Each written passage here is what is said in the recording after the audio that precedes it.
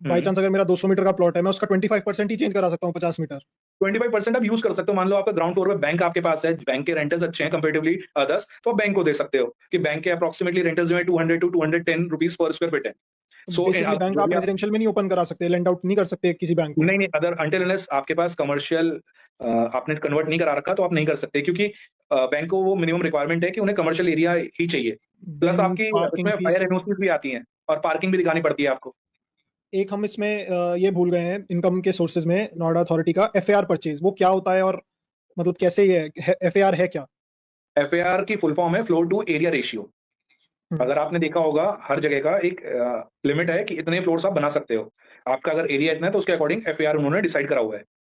हम्म। Residential में वो है 180% अगर आपकी पार्किंग अंदर शो हो रही है तो, अदरवाइज दैट इज 150%। सो उसकी कैलकुलेशन ये करते कैसे हैं एंड कंडीशंस उसमें क्या क्या है। रेजिडेंशियल का एग्जांपल लेते हैं, 180% जिसमें पार्किंग अंदर शो हो रही है। सो एक जहां पे अंदर मीटर के गाड़ी प्लॉट के अकॉर्डिंग एग्जांपल लेते हैं। एग्जांपल ले लेते हैं 300 स्क्वायर मीटर के प्लॉट का।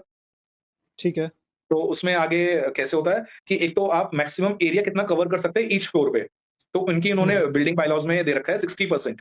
सो अगर मान लेते हैं आपका प्लॉट साइज 300 स्क्वायर मीटर का है, सो उसमें मैक्सिमम जो हम्म। आप ग्राउंड फ्लोर पे कवरेज ले सकते हो that is 180 square metre. Okay.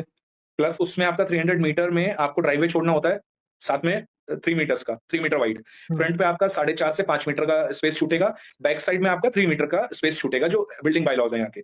सो उसमें अब हम्म। आपने देखा होगा एफएआर 180% मैंने आपको बताया था। सो अब वो डिवाइड हो गया हम्म। 60, 60 एंड 60।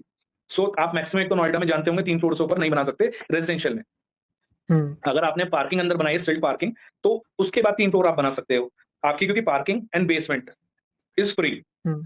उसके अलग से वो कोई ठीक चार्जेस है। नहीं लेते, वो बस उसकी कंपाउंडिंग हाँ। फी आती है, वो जो कंप्लीशन के टाइम पे आती है। Otherwise 3 floor hmm. And maximum पर उसकी हाइट होनी चाहिए 15 मीटर।